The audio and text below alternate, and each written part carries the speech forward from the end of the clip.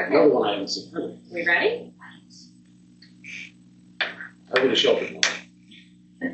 It's our generation's Benny, what's his name? Hill. No? Not Benny Hill. Benny Hill, yes, which is a Bill. Okay, y'all. As I am totally lost. And ready? Is this ready? It's already been going because I needed it to start to make sure I didn't mess it up. Ready? Welcome to Coffee and History, a conversation with Alabama Heritage. We are your hosts. I'm Rebecca Bender. I'm Susan Reynolds. And I'm Caroline Gazera McKenzie.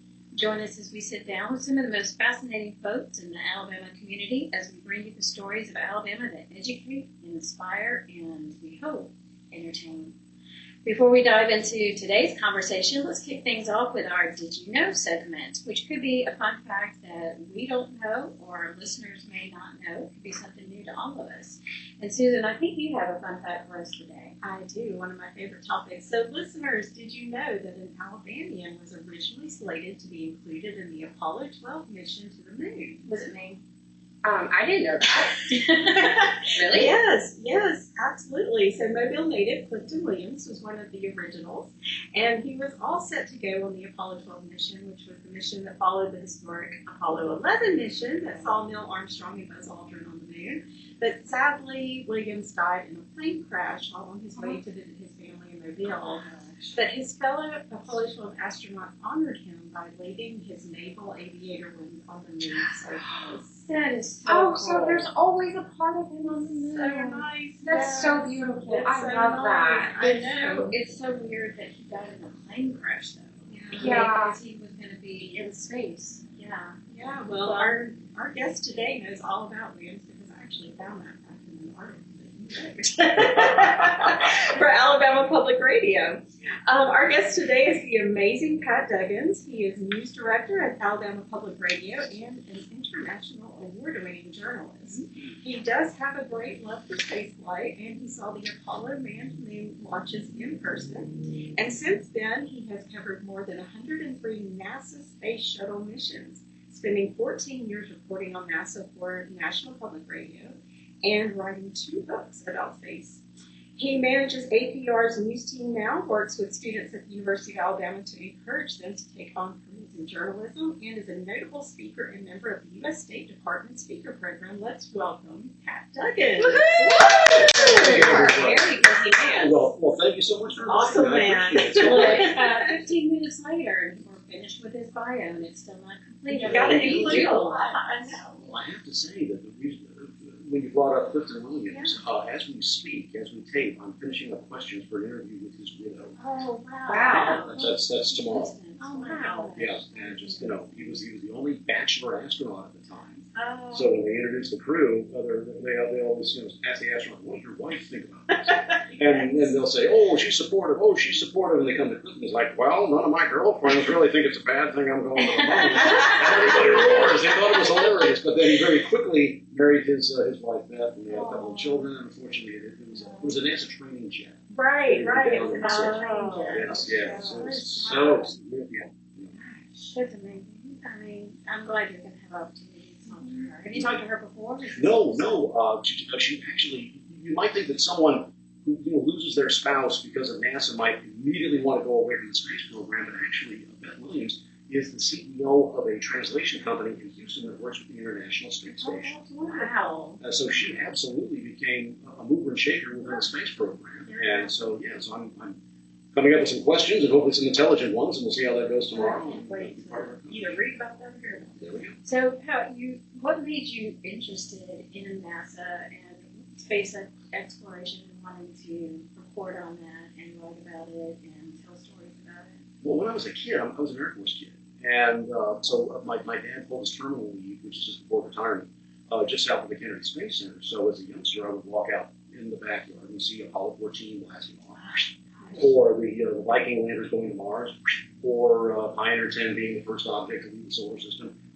And then I completely forgot about it until I got into public radio. And then January 28th, 1986, all of a sudden, I became an instant expert on space, because that's the day that Space Shuttle Challenger blew up. And 103 missions later, 2 books, and a lot of tang. It's I remember Tang. It was invented. Oh. Do you actually drink Tang? I did when I was used to. I did when I was a kid, but they used to have like little plastic lunar rovers, the dune buggy. They would ride around on the moon. And I told my folks, if you don't get the jar of Tang with the moon buggy on the side, I'm changing the locks on the door. Because it's like, yeah. So I was definitely an Apollo kid, but I sort of got out of it. But then again, it was the Challenger accident that got me back in the ship. Wow, that is really interesting. Speaking of Challenger, that's one burned into my brain for sure. So you covered both the Challenger and Columbia accidents, and I'll never forget any of them because I know with Challenger, I was watching it on a really tiny television in my classroom when I was a little kid. So I really have two questions about that. What was it like covering those two accidents? Did you witness the Challenger in person, or was it something that you just sort of recovering from afar? Or, and also, what was the first thing you do as a journalist in a situation like that? Well, virtually nobody was covering Challenger because the shuttle was considered routine. So I was doing a story for my station on Ringling Brothers on the Bailey Circus that day. And then all of a sudden, somebody runs by my production and going, the shuttle just flew up, the shuttle just flew up. So my station was maybe like a half an hour west of the Kennedy Space Center, so I just got in our news car with a reporter, turned right, and then followed the mushroom cloud to the Kennedy Space Center, and the parts were still coming down when I arrived. Oh, wow. Yeah, so I mean that was challenging. Columbia, I was there because I was covering it for NPR, and I've been told to keep my answers brief, but it was like, okay. When the shuttle comes back, it fires its jets over the Indian Ocean, and then an hour later, it goes past you on the runway so close that you can see the words United States written on the side of the vehicle. But 2 minutes prior, there's a double shotgun blast as the vehicle goes subsonic. So you'll be sitting there, and you're boom, boom, all of a sudden at 2 minutes, and you know the shuttle's back. When I was preparing for Columbia's arrival, the digital clock goes to 2 minutes and keeps going, and no sound. Just gives me chills. So if the shuttle's not there, it's somewhere, and it's unpowered, so you can't just circle the runway and watch the in-flight movie. So I just grabbed the first NASA manager I could find and said, what happened? And they said, lost an orbiter. Oh, gosh. It just makes me sick. Oh, that just seems like, I mean, what do you do mentally in that situation? And how do you process that? Right, because, I mean, it's kind of like, it seems so shocking. Watching, people who were having to announce that, John F. Kennedy had been shot. Yes. It's like you have to keep your composure to report on that. So, I mean, how do you, like Susan was saying, process that to be able to understand what's going on, but then to also be able to, record it for, the news? You kind of click into reporter mode because, like with Challenger, I mean, I was a year out of college. I was a rookie. So by the time I got to the main gate, they were still processing my security badge because it's a federal installation. And I looked up to the left, and there was this school bus from Dade City, Florida, with a whole bunch of 10-year-olds with these hang-dog expressions on their faces because they'd seen it. So I just walked up. It was a simpler time back then. I just walked up to the teacher and said, public radio, can I interview your students? She said, sure. And these kids just gave this harrowing description of what the shuttle looked like as it fell apart. And that original tape is now part of an exhibit at the Museum of Broadcasting in Chicago. Wow. Columbia, same thing, except that it was right there, right in the middle of Weekend Edition with Scott Simon. So as soon as we've ascertained the shuttle is now in pieces in East Texas, Washington's on the phone saying, can you go live? Can you go live? And so for like 3 hours live unscripted, I just sat there with Scott and just, went through this Rolodex of my 17 years of shuttle experience, talking to people who were calling up from Texas saying, I just heard a sonic boom and a funk in my backyard. What do I do? And Scott Simon says to this day, there's not a week that goes by that somebody does not walk up and talk to them about that particular broadcast, which is a journalist. It was a horrible day for the nation, obviously for the astronauts' families, but to do something that has that kind of merit, that kind of impact is special. Well, I know my dad was a science teacher, he was a middle school science teacher at that time, and he was on one of the very early massive lists to be considered as a teacher to go up. And so, we were so excited about that, a teacher going into space, and it was just so tragic. Her backup actually stayed in the NASA space shuttle program, and after years, Barbara Morgan finally flew on the mission aboard. Oh, wow. So kind of carrying the torch. Yeah. Well, you've covered many tough and emotional topics in your career. I saw that you won an award for your coverage of the 2011 Alabama tornado outbreak and the BP oil spill disaster that was so devastating in 2010. I wasn't here for the tornado outbreak in 2011, but I am curious about NPR's reporting experience during that time. Could you share that with us? Well, glad to, Caroline. I had just gotten to Alabama Public Radio like in September of 2009. Okay. So we're talking, April of 2010 when the BP oil spill occurred. Right. So nobody in the newsroom knew what I really meant when I said, okay, let's do in-depth national award-winning stuff. So I just kind of went down to the coast. And the first thing that I noticed was that the accident scene is many miles below the surface of the ocean. BP's not talking because they're expecting all kinds of trouble from what happened. So I just said, okay, fine, we're going to cover it day to day, but the big thrust of what we're going to do is to air a year from now on the first anniversary, taking a look at the long-term impact. Mm-hmm. So that, plus our tornado coverage, I think is actually what got us the National Edward R. Murrow Award for overall excellence. And when you were planning this out, did you have in mind you were going to do that 1 year and you knew that you would be reflecting back? Or was that just something at the 1 year mark? You're like, oh, it's the 1 year mark. Let's reflect. Well, I came to the realization really quick that, NBC was there, CBS, ABC, CNN, NPR, and really, they were doing fine reporting, but nobody was really getting a handle on what was going on. So I'm kind of like, okay, why don't we just leapfrog all of this nonsense, report what's going on, but the big thrust is going to be a year from now. So I was able to track down a guy who ran a cheesecake company along the Gulf Coast who was a psychologist up in Valdez, Alaska.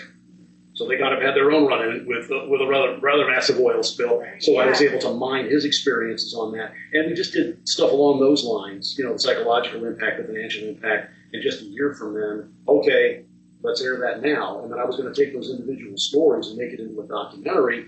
But then April 27th of 2011 hit, and that was the tornado outbreak. Exactly. So needless to say, I was a little bit distracted after that. So that never happened. But those two stories side by side are similar, but not. But still, it was something for APR to hang its hat on as a brand new newsroom was kind of coming together. And as an out-of-state person, who chose to move to Alabama, obviously the 2011 tornado coverage was really meaningful to you. How are you able to, buy into Alabama, I guess?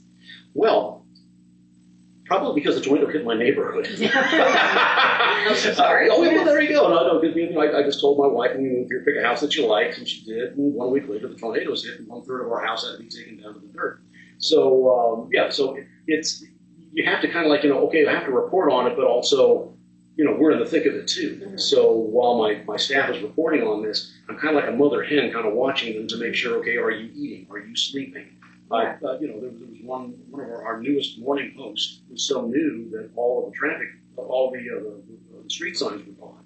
So we had a hard time exactly knowing how to find his way to the station. So you just have to kind of take the good with the bad and deliver the news and kind of go from there.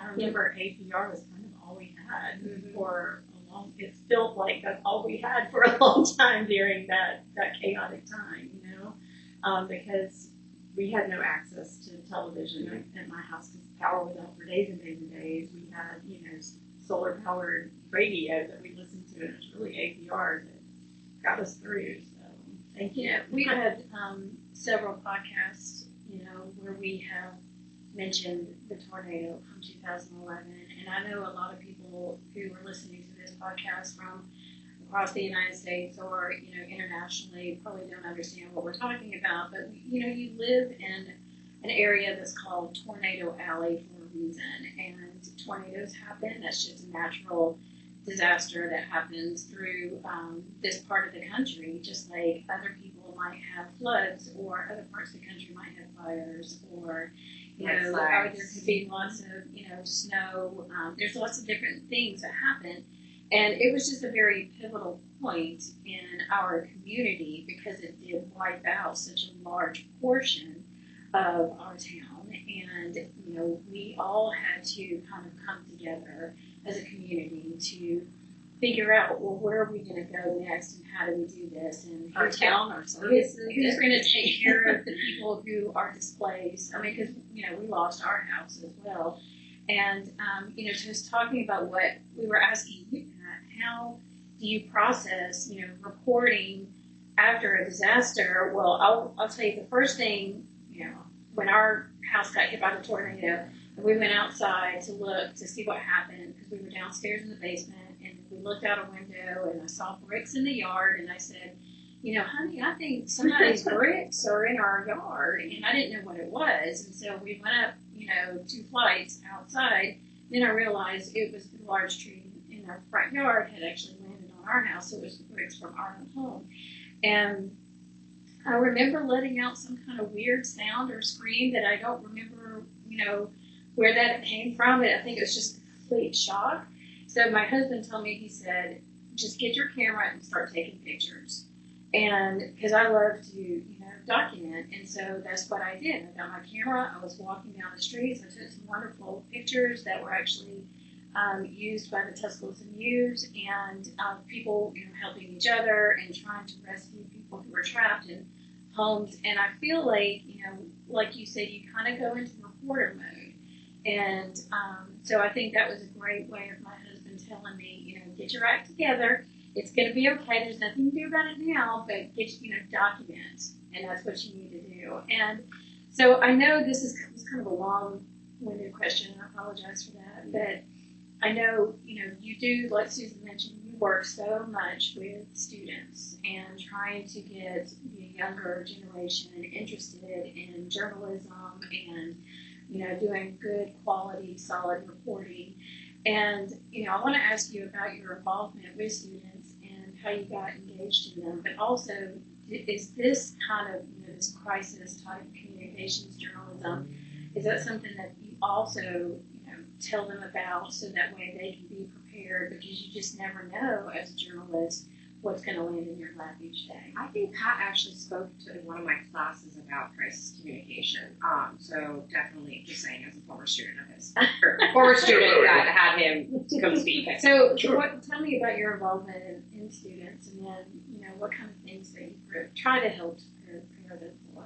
Well, having done this for like 40 years, everything is just great except for that first year out of college, which is the one part of my career where I look back and I go, oh, because my professors were wonderful people, gave blood twice a week, kind animals, good to their mother, but they did not really prepare me in terms of like what it's like to be in a newsroom under any circumstances, whether it's a disaster or not. So when I came up to APR, I knew that we had the opportunity to do international work, which we do, but also the notion of being able to work with students and help them get cool jobs, which again we do. So what we do is by teaching students how to write, how to handle interviews, how to pick the right cuts, how to scrounge up stories, we prepare them for, if not the tornado or the hurricane or the oil spill that hits, what happens when your story goes south? At which time, if you have the ability to write, you know how to pivot.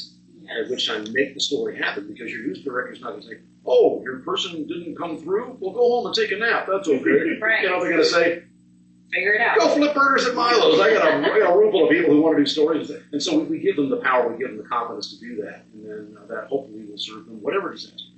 Right. Well, how many students have you worked with? I feel like that would be a very hard number to come up with. It really kind of is, because they kind of come out and it's like, oh, they go off and get jobs and stuff like that. But I was asked to take over the internship program about a year ago, so now I'm a little bit more focused on the numbers exactly. At any one time, we'll have like 12, and that's per semester.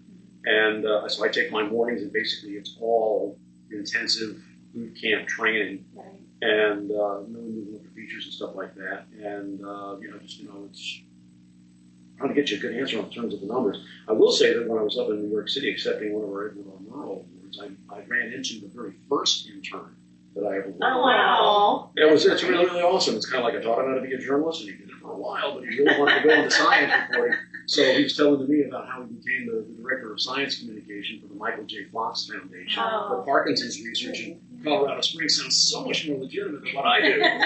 And there was another young lady who taught her how to write, and now she does scripts for Walt Disney Productions. So it's great to see new things. I will say that the University of Alabama's Communication and Information Science college, they really have put together some great students, some great programs there, and we've had some people who have graduated there and gone on to big things. You look at Caitlin Collins, and she graduated from UA, and then she became the White House correspondent, and so she's gone head to head with the president several times, and now she's got her own show on CNN. So it is great to be able to see some of our kids, if you want to call them that, grow up and graduate and move on to bigger and better things. So, and I know a lot of it, you have some great influence on some of our graduates, and we appreciate the work you've done. Well, the joke around the newsroom is we're going to be working for these kids one of these days. That's probably That's true.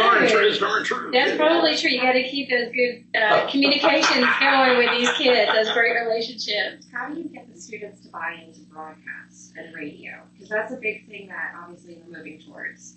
Yeah. But I was a strictly writing major. That was what I focused on in journalism. Yeah. How do you get people to go into radio? It's easy, really, because the students that come to APR seek us out. Mm-hmm. In other words, we don't have banner towing airplanes, and we don't have billboards or anything like that. Just word kind of gets around, and the students know that they're going to be, exposed to very high-level journalism. Because, if the students are not working on their own stories, I'm boring them to tears with stories about all of the cool stuff that we've done over the years and stuff, and then they get to apply those lessons when they do their own stories. And they're right now the crew that I've got is just a bunch of going Jessies in terms of scrounging up their own stories. We talked earlier about the Alabama Solution, the documentary about prisons that's up for an Oscar, and one of my students, it is, and one of my students was able to track down the producers and director, and they got a behind-the-scenes look at how the prisoners took video with their cell phones and smuggled it out. Yeah. And that's why this film is up for an Oscar. And Emily did it, and I'm like, dang, I'm gonna tune in. I know, Yes. right? That's fascinating. That's amazing. Well, congratulations on all the awards that you've won. Oh. I mean, I'm sure you've got a huge trophy case in your office right now. Most of them are boxes under my desk. Oh, well, that's because you have so many. There's no room to store them. I see. Okay. We need to get you a display case. There we I'll see go. if I can work on Yeah. that. The Temple of Me, as Mrs. Duggins calls it. Yeah. That's so funny. Oh, I'm going to use that for sure. The Temple of Me. There's so many changes that are happening right now in technology and everything else. What do you think are some of the opportunities and challenges that are facing our young journalists today? I mean, not just with technology, but anything. Well, what I tell them, this actually gets kind of back to Caroline's question earlier. If you can write, everything else is Yes, in place.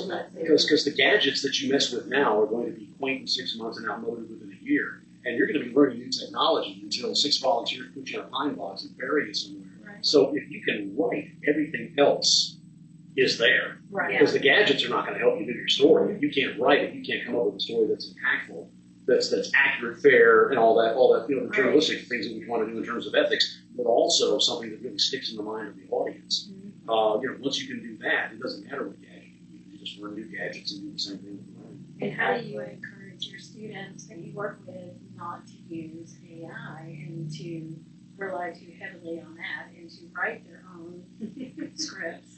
Because there's the right, okay, this is just my opinion, okay, because opinions are like noses, everybody's got one.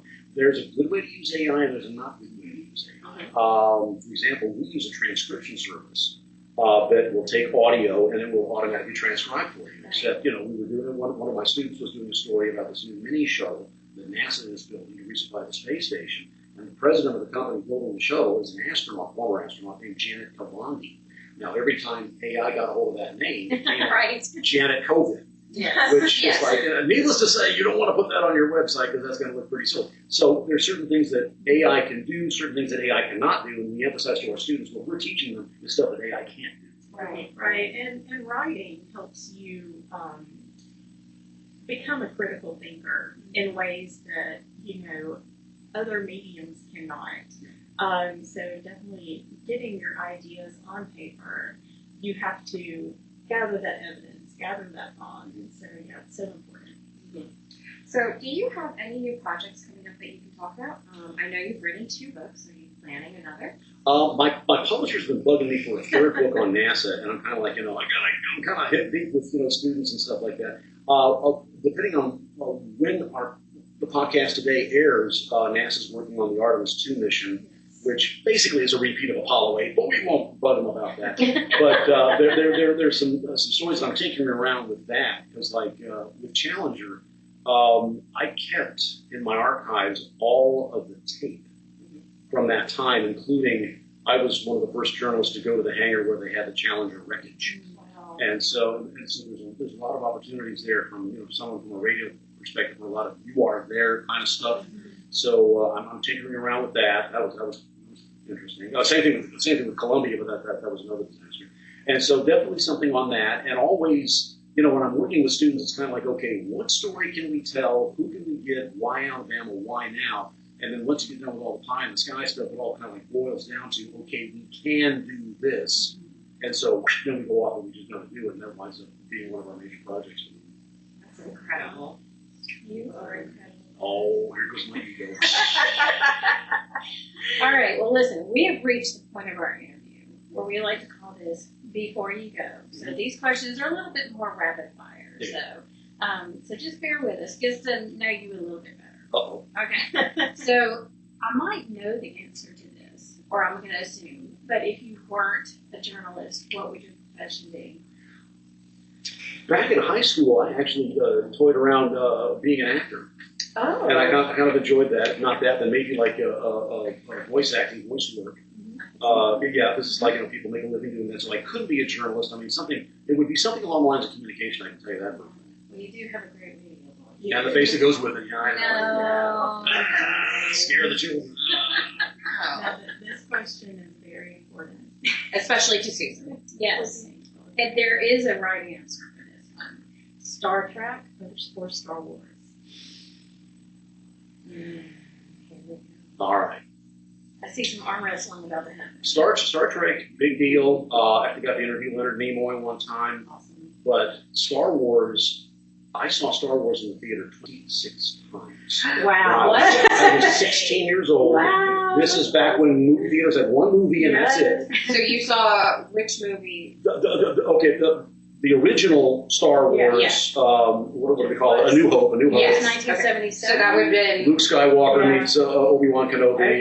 that would have been chapter 4, The right? seven people are easily stopped. It was the only one that was available. Yes. Okay, so that was I'm like just in the asking. 1970s. I can't help that I wasn't born. Yeah, you weren't born, but it was. Oh, I feel great.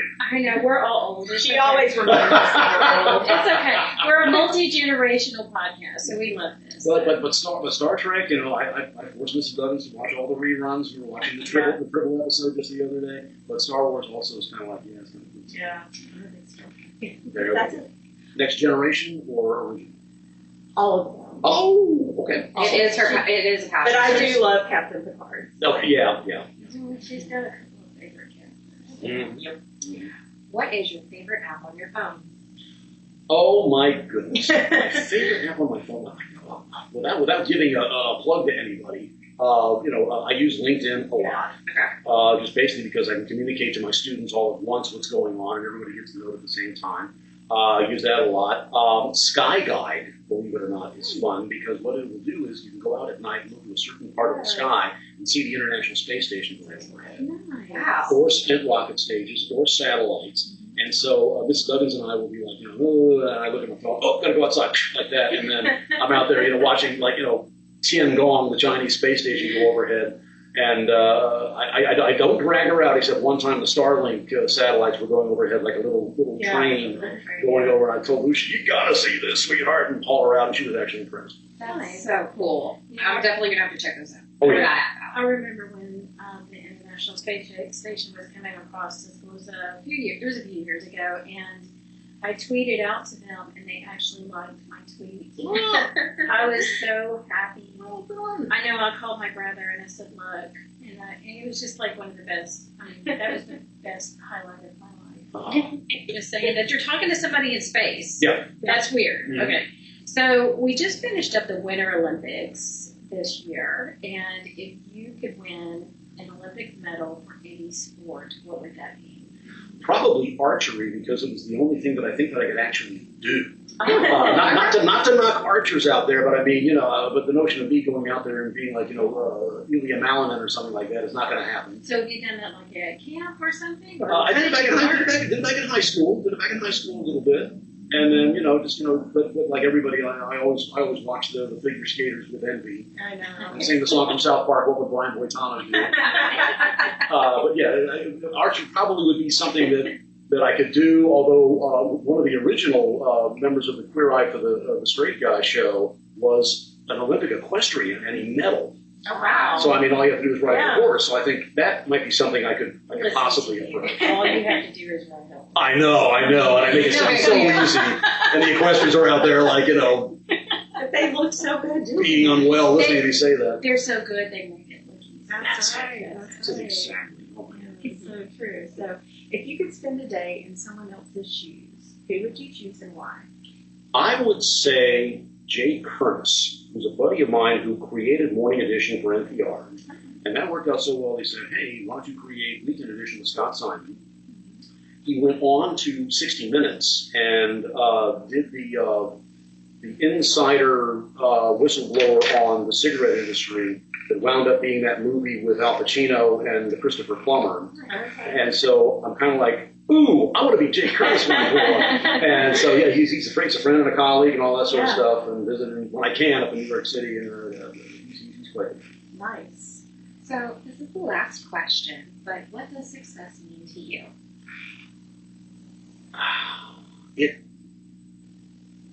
It doesn't mean money, because you can do that a lot of ways. It doesn't mean fame, because that's an empty purse. It's almost like doing stuff that matters. Because like, when I covered space, I mean, the astronauts are floating around and they're drinking Tang and all that sort of stuff. But when you get right down to it, and I hate to say this, NASA, but nobody was really ever helped by that. But when I came to Alabama, there were so many things that were, that needed to be addressed here in the state, that actually being able to do stuff like rural health, be able to do stuff about human trafficking, be able to do stuff about preserving slave cemeteries, the stuff that we do here matters. It really, we haven't changed the world. But I mean, we did an investigation on prison reform, and within 6 months they did away with a law that allowed judges to overrule juries that said this person should get life. The judges say they should get death. Yeah. And not saying that our coverage made that change happen, but we were part of the conversation, and that really Awareness. we were in the room, so that's kind of it. And that is success. I love that. Because stories matter, history matters, and Alabama Public Radio matters. As And it if- is the state of Alabama, and it matters. And if anybody wants to find out more about Pat, you can go on to apr.org and find out more about him. So Pat, thank you for joining us today. Yes. We've really had a good spirited conversation. We appreciate you. And This has we been will awesome. link the article that you're working on about Mrs. Williams in our YouTube video once you have it ready to go for us. Super stuff. Oh yeah, because that was an interesting, just to add a little bit of collaboration between us. There we go. More about that. Yes. All right. So definitely check us out on YouTube. Exactly. So we do want to thank our guest, Pat Duggins, for being our guest on Coffee and History, a conversation with Alabama Heritage.